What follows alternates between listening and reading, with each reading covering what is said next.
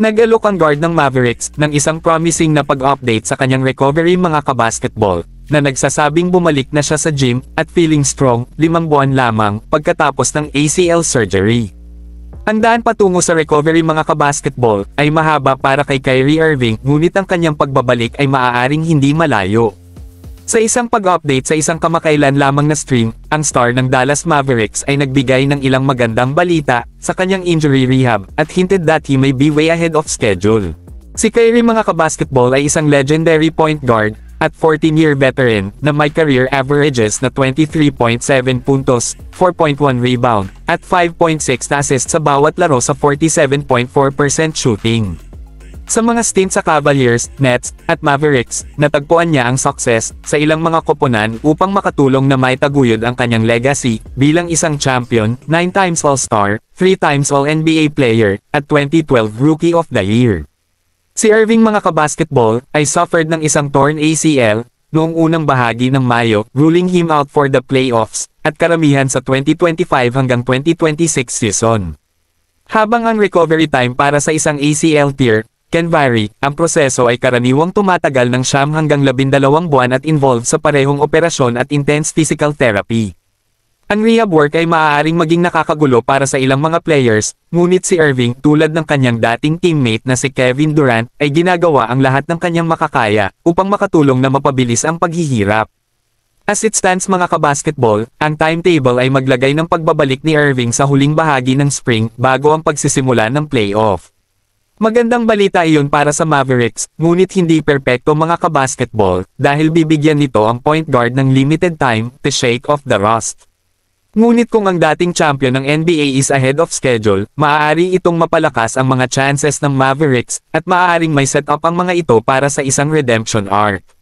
Sa kabilang balita, ang Los Angeles Lakers forward na si LeBron James mga kabasketball ay works as hard, tulad ng anumang player sa history ng liga, to keep his body right. Ito ang isa sa mga pinakamalaking kadahilanan mga kabasketball, kung bakit hindi siya nagkaroon ng malaking injury sa kanyang karera. Ginagawa ni James ang lahat ng kanyang makakaya upang mapanatili ang kanyang katawan upang makapaglaro siya sa isang elite level hanggat maaari. Isa siya sa mga pinakamahusay na player sa liga for a reason. Kamakailan lamang mga kabasketball, isang larawan floated out of James working out sa old gym ng Clippers. Tinanong si Clippers coach Ty Lue tungkol doon.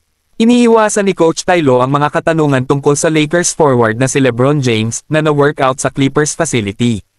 Kapag tinanong siya tungkol sa larawan, Lue instantly deflected for some reason. Karamihan sa mga dahilan kung bakit marahil ay na-deflect ni Lue ay dahil sa posibleng tampering rules. Ang mga coach ay karaniwang hindi pinapayagan na magsalita tungkol sa mga players na nasa under contract sa ibang koponan. Ito ay maaaring maging isang case ni Lue na labis na maingat sa bagay na iyon upang hindi siya magkaroon ng problema. Hindi ginagamit ng Clippers ang arena ng Crypto.com na dating kilala bilang Staples Center, alinman. Wala nang higit pa para sabihin ni Lue sa bagay na ito.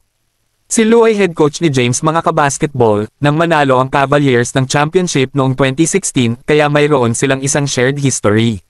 Maaari ring mag-workout si James kung saan nais niya sa puntong ito sa kanyang karera. Ang mga rumors ay lumulutang sa paligid na ito, ay maaaring maging final season na ginugol ni James sa Lakers, gusto niyang manirahan sa Los Angeles, bagaman.